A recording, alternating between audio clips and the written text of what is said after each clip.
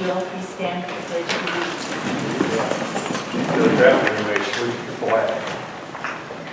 Mr. Miller, would you lead us? Pledge allegiance to the flag of the United States of America and to the republic for which it stands, one nation under God, indivisible, with liberty and justice for all.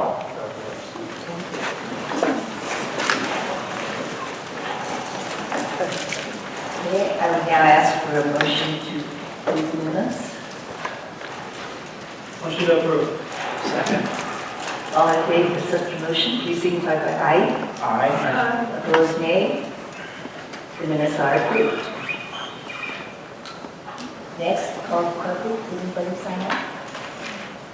Okay, not going to call for public.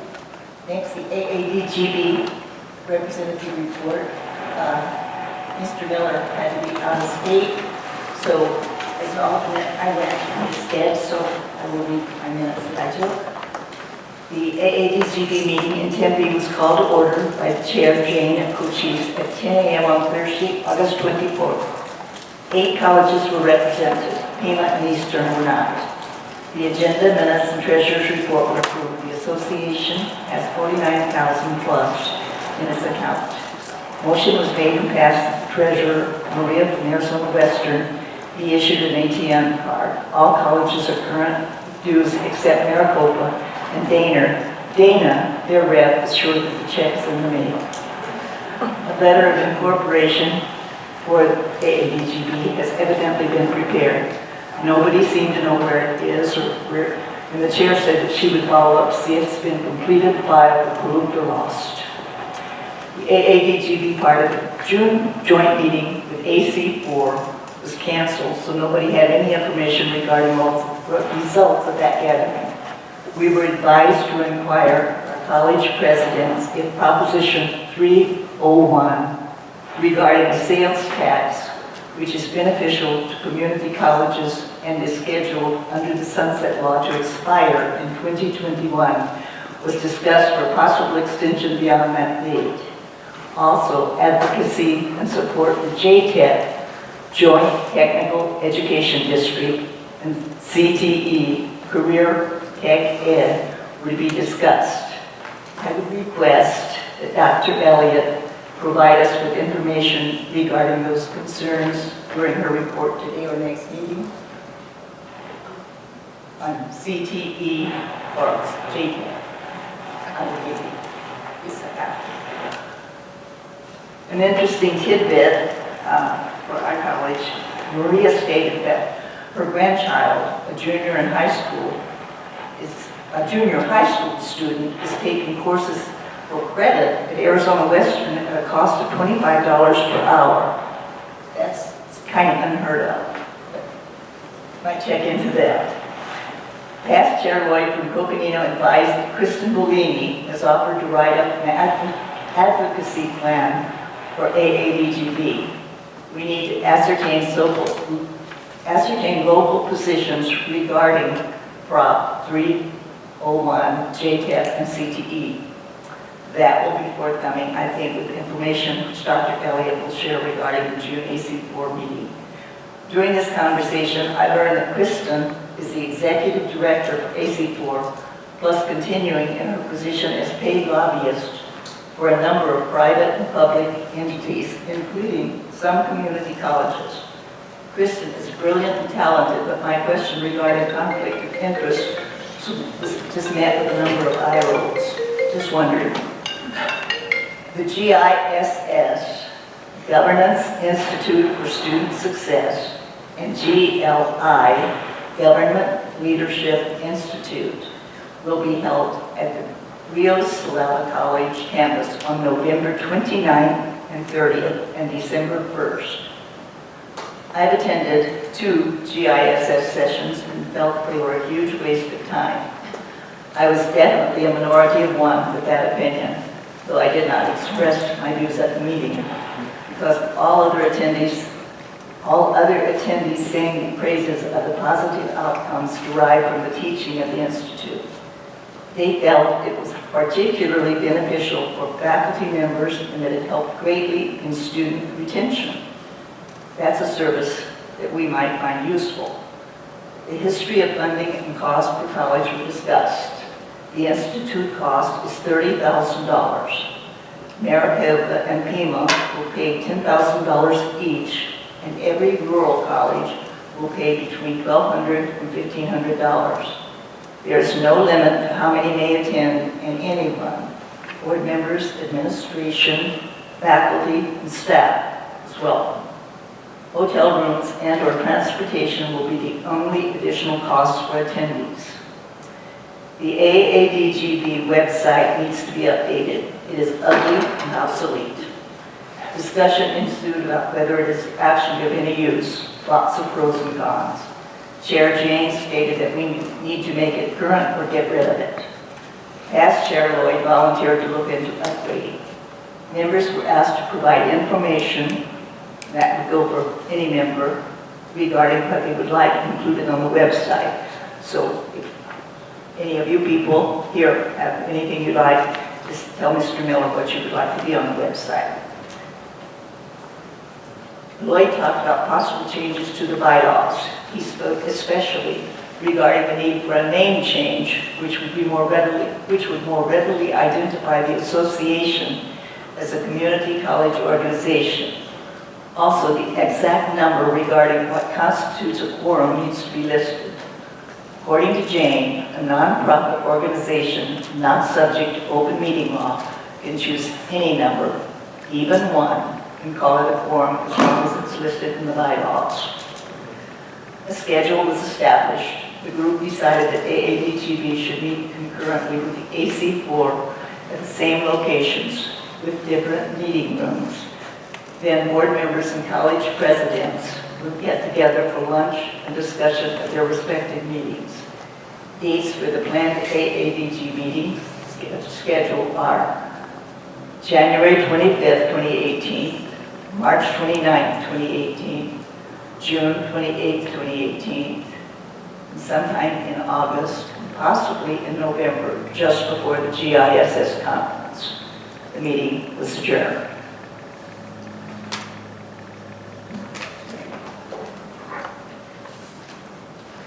Next on the agenda is the Pinal County Governmental Alliance Report. Has there been any activity?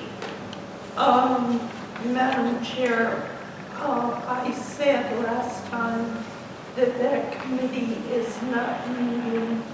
It's been 8 months now, and I really think that that item should be deleted from the agenda. Okay, if they resume their membership or their activities, I guess they would probably let you know. You can let us know. They never even sent me an acknowledgement that I was on the committee. They used to be very active. So maybe I don't understand it. But anyway, we might check into seeing what is going on with them, if anything. But thank you very much. Next, the report from our president, Dr. Elliott. Good afternoon, everyone.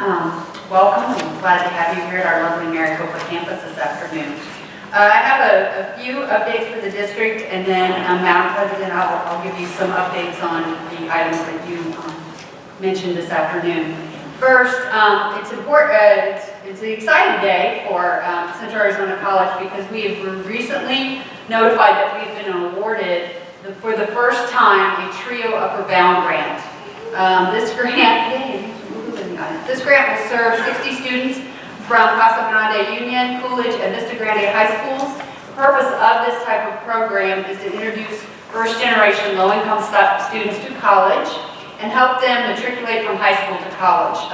CAC's Upper Bound grant is funded for a 5-year period in the amount of almost $1.4 million. This was a highly competitive grant, and being selected is truly noteworthy. And I'm just going to also say is that I'm a product of an Upper Bound grant. That's the reason I went to college. So, the second thing I'd like to update you on is the new CAC website launched on September 8th. We've had a few hiccups here and there, but it is beautiful and much improved. So if you haven't checked out the new website yet, please do. Additionally, the college has been selected to participate in the American Association of Community Colleges Pathways 2.0 program. This also was a competitive process, and this program is designed for leader colleges interested in adopting the guided pathways models, or the meta majors, as many of you may know that, for academic redesign. Full-time student equivalent, unfortunately for us, is down by 2% from this time last year, but one thing to note of interest is Maricopa saw both an increase in headcount and FTE, as did SPC. And Maricopa, even though they experienced a decrease in headcount, they had an increase in full-time student equivalents. So students are taking more classes and more hours. So those are very positive things to note. And the second thing is, or the last thing I want to mention is Central Arizona College recognized our first graduating class of community health workers during a ceremony at SMC on August 12th. 5 students received this certification, and we are serving as the pilot program for the entire state. We're the only one that has this program right now. So I would say it's been pretty successful. On the 3 areas, Madam President, and correct me if I'm wrong, the CTE discussion has to do with restoring funding to community colleges for career and technical education. Obviously, that funding has declined over the years. The second part of that is the JTED conversation. There is concern about JTEDs, which are the high schools serving adult students, providing career and technical education to adult students, which is really community college's role. So you can imagine there was a lot of discussion about that. No decisions made on either one, other than a formal request has been put forward to the legislation to restore career and technical education funding for community colleges. And then the Prop 301, we did not have any discussions about that, and perhaps that's happening at our next meeting. So, did I cover all 3? I think so. You have 2 correspondences in your Dropbox. Both are from Sun Construction, obviously praising and highlighting the new partnership we have with them that has taken a program that had maybe 4 students in it to 105, and they have been extremely thrilled with what we've been doing. And we don't have any association reports, so I will entertain any questions you might have as I ran through those kind of quickly. Any questions of Dr. Elliott? Here's that. Thank you. Next, Mr. Watson, the business affairs report, please.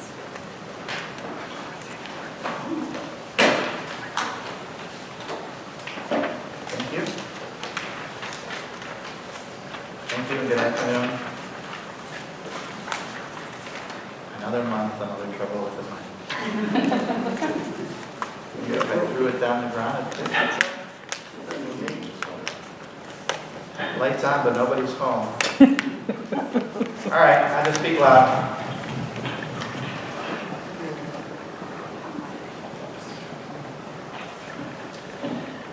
Good afternoon. Hey, good afternoon.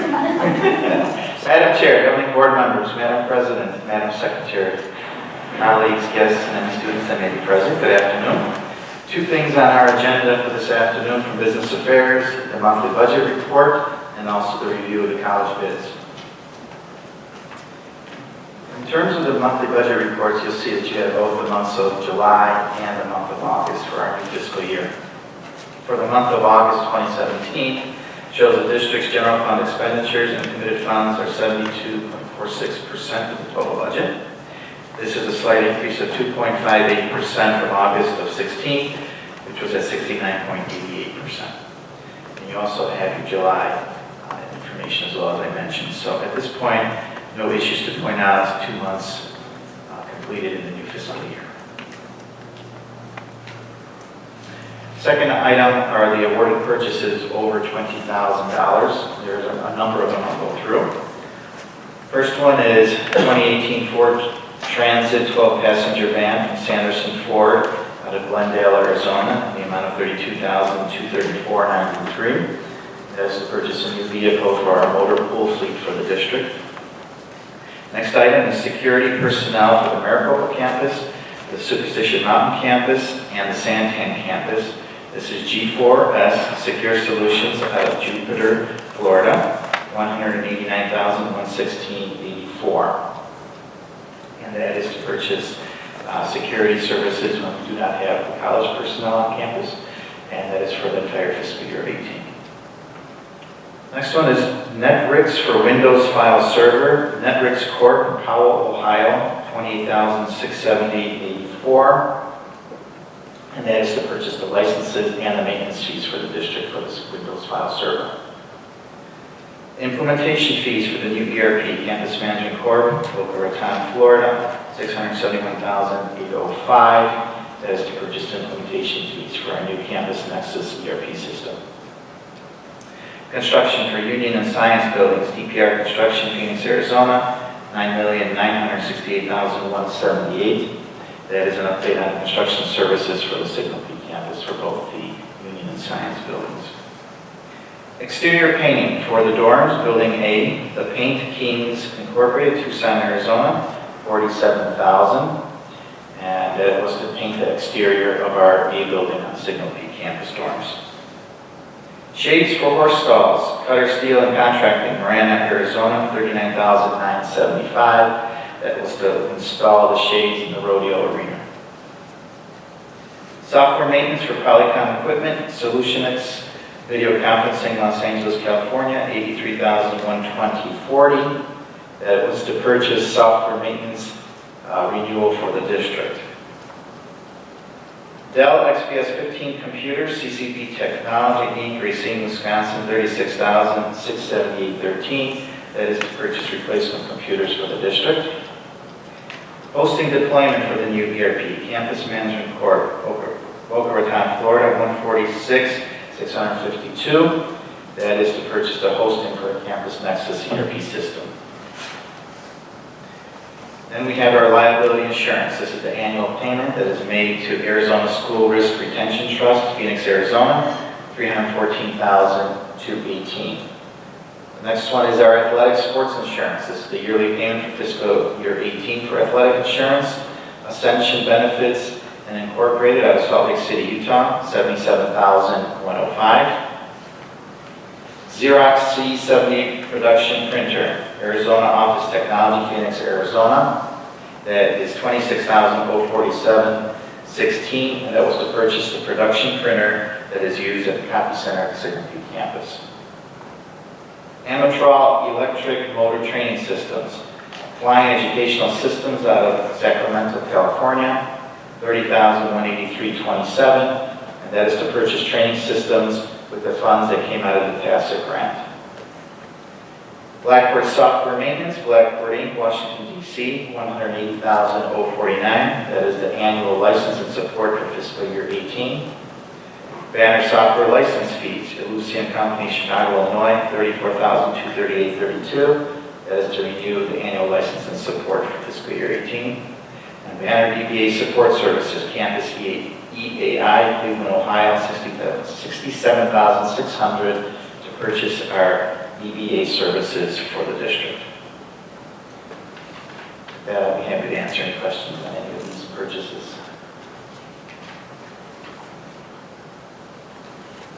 If not, thank you.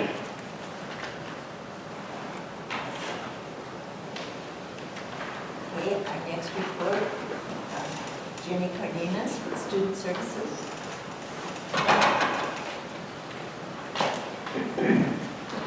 Hello, everyone. I'm Jenny Cardenas, Associate Indicated.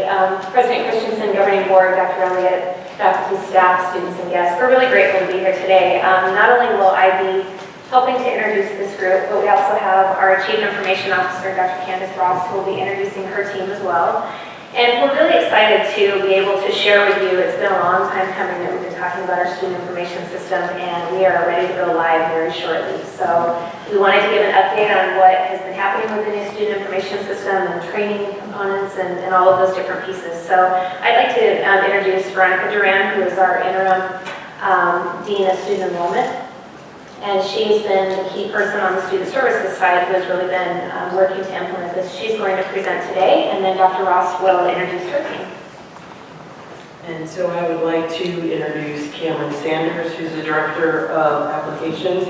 He's also been the project manager internally for the district, as well as Don Penrose, who is actually contracted to help us as well as the project manager. So both of which have been key players as far as the implementation has gone, and has been directly involved with all of the departments as far as implementation is concerned. So. Very good.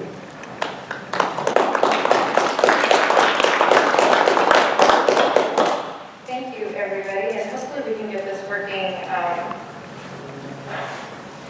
So if everybody wants to go ahead, and we've got a couple slides, and we're going to go through each one. And as Jenny Cardenas and... Can everybody see that okay? We're going to demo. You're gonna do, okay. We're very excited on the student services side to be going through this implementation, going through the new Campus Nexus. It is something that we've all been looking forward to. We've been working on it in partnership with IT for over the last year. It's something we worked really hard. We have many staff members across the entire district that have really poured their heart and soul into this. That's student services, finance, financial aid, everybody across the district, IT. They've had countless numbers of nights, sleepless nights, where they've been up and getting data ready to throw over to Nexus and get it all in. So we're definitely very excited and very excited to have the opportunity to share some information with you.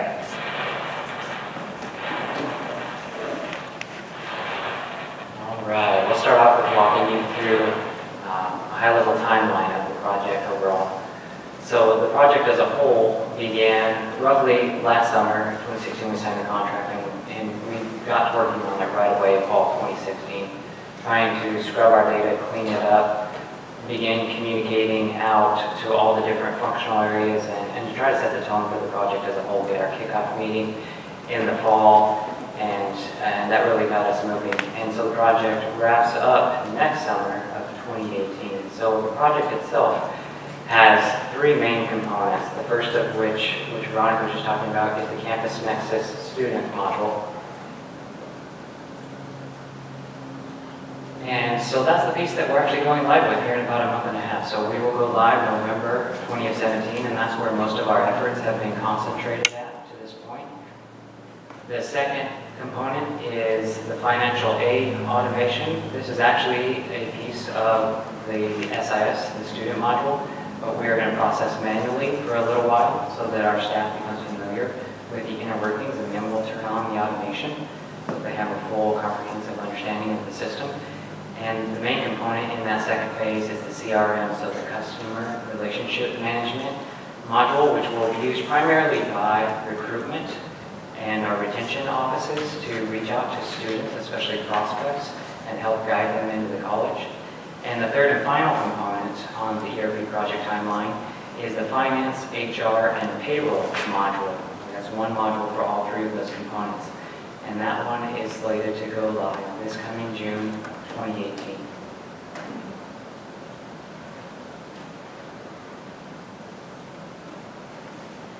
So with the new students, Nexus and Portal, one of the things we wanted to break down and give you some highlights of what we're looking at. So we've got the new CAC website was just launched on September 8th, and so that's something that everybody's really excited about, and it really is perfect timing with Nexus. All these great changes are happening.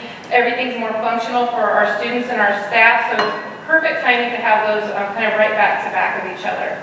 The new student portal is coming on November 6th. That's when we're going to go live with the student side of Nexus.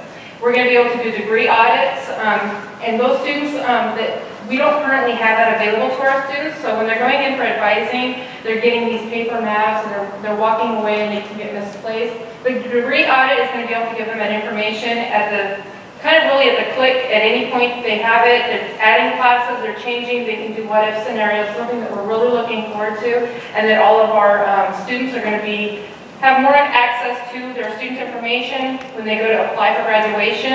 It's going to be everybody looking at the same audit for the same students on a real-time basis. We're going to have single sign-on, so we're all very excited about that. One email account, one password, so that we can sign on to all different areas. So that's something we've all been looking forward to. It's been asked for across the district for many years. It's something we're jumping for joy at. Accessible via smartphones and tablets. Nexus is going to be, no matter what screen you're looking at it on, it's going to format to that screen. If you're on your laptop, your phone, a tablet, no matter where you're at, it's going to format to fit those areas. We're going to have online forms, so students will no longer have to, can you email that to me? Now I've got to sign it, fax it back in. Everything's going to be available to them via their portal. They'll be able to access graduation applications, different appeal forms, anything that they can have, they'll be able to submit via the web portal. And they'll also have everything, all the forms documented within their online services and attached to the students so that we don't have to go from department to department trying to track things down. Another thing that we're very excited about is the messaging center that's included into the Nexus portal. We're going to be able to communicate with students on a regular basis through their portal, so we can send, advisors can send information to students about early alerts, tracking if they're missing tuition, tracking their financial aid documents, and we can do all of that via portal so that it's, we're going to be able to communicate with our students a lot better. It's something that we're all looking forward to because we don't currently have that in our system.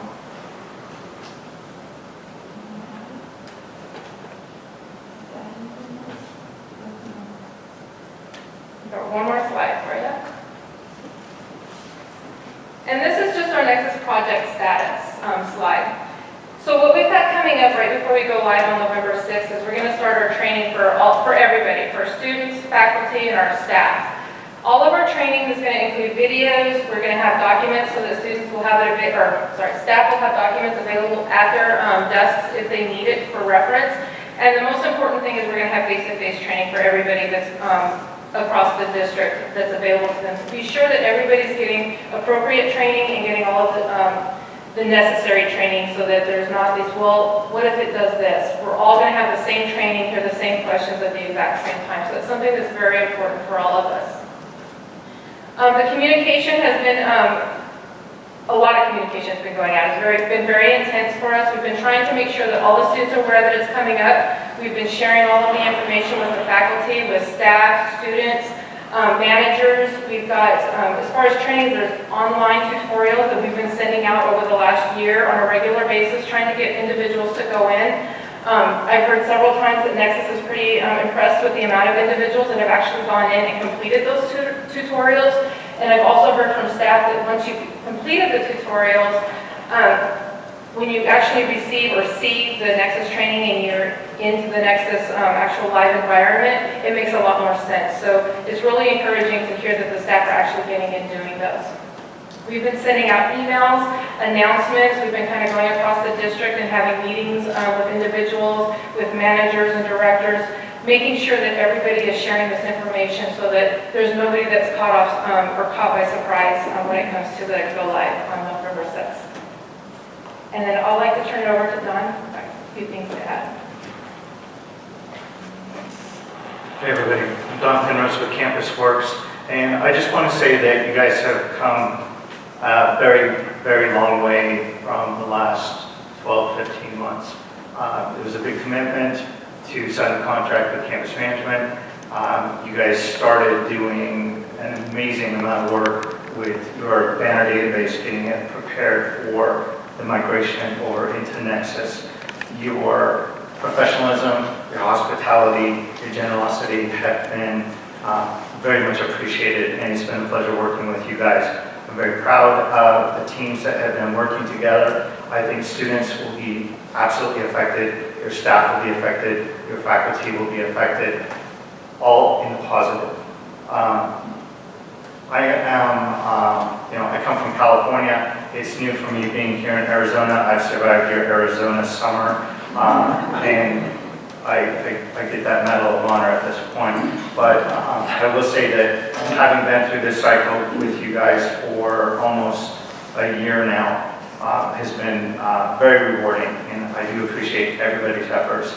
I am impressed with the amount of communication that has gone out. So if there are coworkers and people that you are working with and students and whatnot who have no idea that we have been doing an implementation, please have them check their eyesight or check their hearing, because there's no way that they can have missed the messaging to date.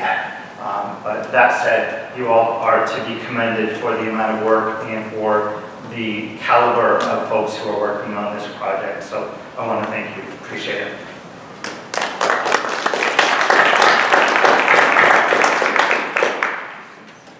Questions?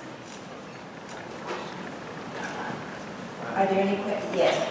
Mr. Miller has a question. Yes, Madam Chair, Madam President, we have spent a considerable amount of time in capital in this project. It sounds like it's going off pretty well. Appreciate the compliments. But is it possible to get a monthly update of the status through the implementation?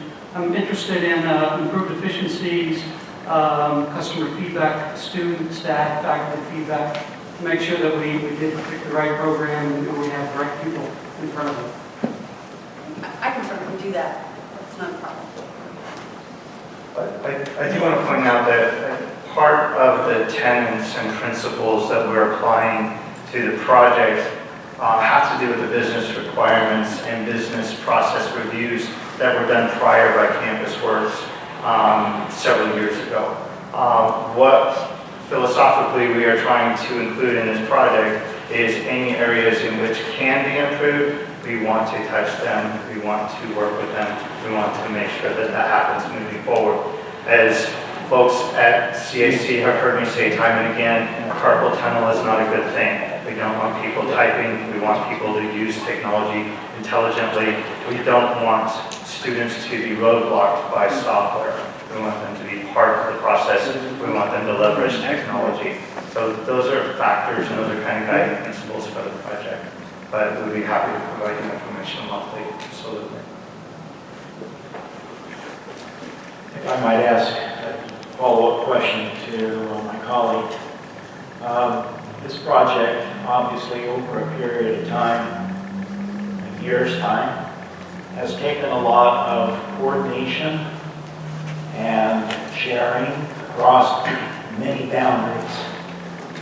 I was wondering if there was some insights that you could share with the board on some of the successes for sharing across boundaries, and also some of the challenges that you've experienced, so we kind of get a feel for the depth of this coordination that has been, I think, critical to this project. Sure. And he didn't want to talk very much. I'm the shy one of the group. So one of the big elephants in the room, if you will, would be, let's talk about student planning and degree audit.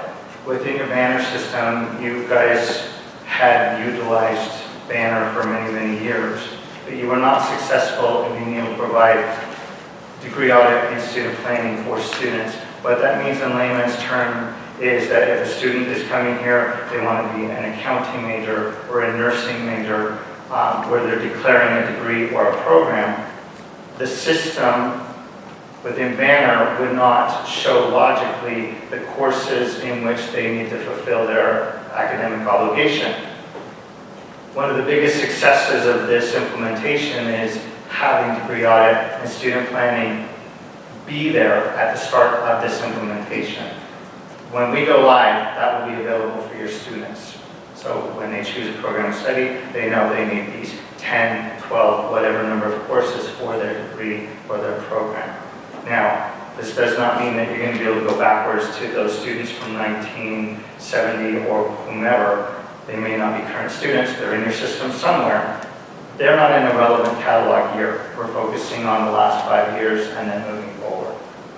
So that's one of the successes. As part of the Student Success Act across the country, I think that you guys are now within that realm of successes, and that's an exciting thing. As far as challenges, yeah, you guys are a multi-campus district. You guys have a lot of miles between you, but I will say that with the ITV rooms, it's been very helpful, and with many of the trainings that are provided or the meeting sessions working with the vendors, we have been able to provide those remotely. Employees can do those at their desks as they if they want to. Eating their popcorn however they want to do it. But that's a challenge, but that's a challenge everywhere, not just for you guys. As far as communication, we tried to leverage the existing options first. So we began by creating a monthly ERP newsletter, and we posted that on the employee portal so that they could have access to that anytime. We began with a district-wide email to let them know that it existed out there and would be updated monthly so they could follow up as needed. And we really just tried to pull in all of the different functional areas for constant feedback. We've been focusing on the student module right now. So some areas, let's say the faculty aren't as involved in the process at this point. So we would try to make sure that we could bring them in at certain points and see where we were lacking and what communication we could do to improve that. For students, we were working with Angela and the marketing department to figure out how we were going to communicate out the new portal that was coming to them. And they came up with some great ideas, so we're using flyers that we can post around the district as well as the TV screens that are across the district to display a lot of stuff that Veronica covered on the previous slide with the changes that are coming to the portal. But really, all the different functionaries have been very involved and have been expressing where we may have shortcomings and the truth we may be missing. So we're just constantly trying to keep an ear out and see what we can improve. One of the things that I wanted to mention is one of the obstacles that we've seen is for all of us in our functional areas is really taking a look at our current processes and what needs to be changed. And because, so often we hear, well, that's the way we've always done it. And going through with Campus Works, our best practices and looking at all of our different processes, it's really forced us to work together across all the different departments and divisions to see how we can improve the system, our current processes, how it's going to improve for staff and students. And so while it's been a challenge for all of us, it's been something that's going to be very, very positive in the end, and we're all really looking forward to it. We've become a great team across students and academics and IT, and we're really working together to make sure that we're looking at every little step as we're going forward and how can we improve that, and is that really what we want to do in the end. And so I think that I got to give kudos to everybody that we worked really hard. Cameron has really kept us on track, and we get those emails, have you done this, have you done that, it's not letting us slack. Don has done the same thing with us as far as keeping CAC and Campus Nexus in communication at all times. So I think that as much as it was an obstacle, it's definitely been something that's very positive for us to see that we really do work well together.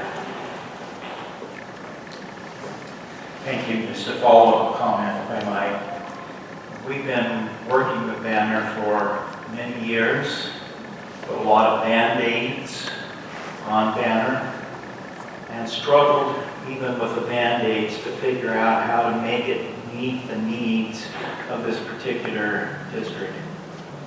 We have, as Mr. Miller points out, invested a lot of resources, not just financial resources, but time, coordination, and complementary efforts across borders and across lines to make this happen. And I would also like to request that we receive regular updates so that we can monitor how well the investments of time and resources are going to pay off. I personally am very excited about it. Thank you very much.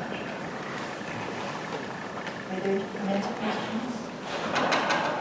I would like to say that the positive things I have heard are wonderful, because I've seen a lot of changes through the years with this sort of thing, and it's always been phone calls and complaints and lots of stuff going on. But everybody seems happy with this. Either you're on Prozac or you're doing a great job.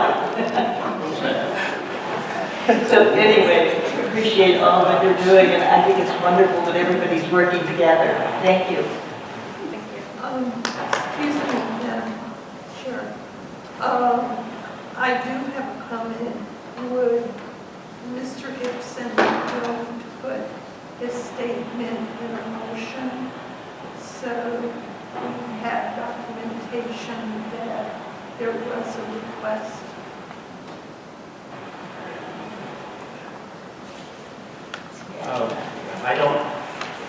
it's an action item, so it probably would not fit within open meeting law, but I think it going into the minutes will give us opportunity to reflect back and make sure that that we are receiving the information that we need. Okay, thank you. Thank you very much.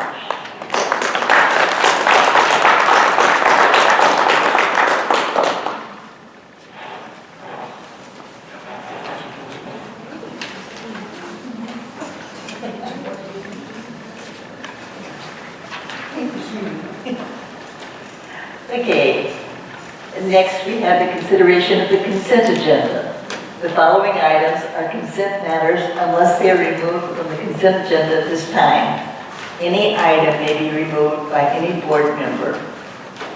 What is the pleasure of the board concerning the consent agenda? Madam Chair, I move we approve the consent agenda as presented. I second that, please. All in favor of such motion, please signify by aye. Aye. Opposed, nay.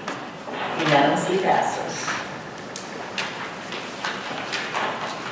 Next, we have the second reading and the adoption of policy 401, the outcomes policy. Dr. Elliott. Borrow your microphone? Sure. I take mine away. As you recall, at the previous meeting, this policy was presented. It is the board governance policy related to the end statements with the revisions, and subsequent supporting this is the proposed measures for measuring the ends moving forward and how we will measure them. And I'm happy to answer any questions you might have.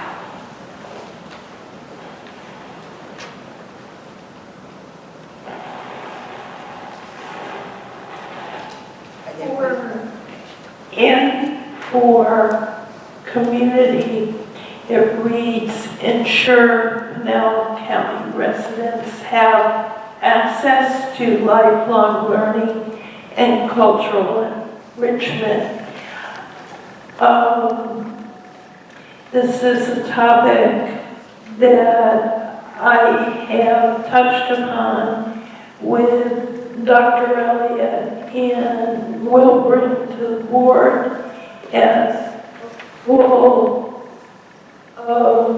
issue, but what I would like to see for, wait up. Can you hear me?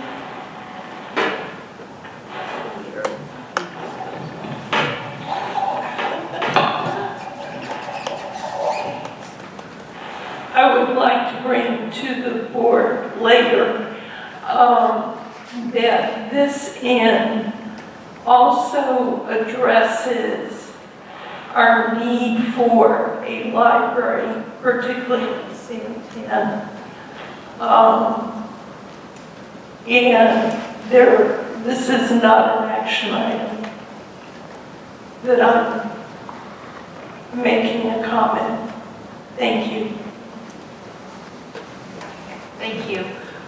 Definitely that could be something that becomes a strategy that helps with this ends. So, any other questions?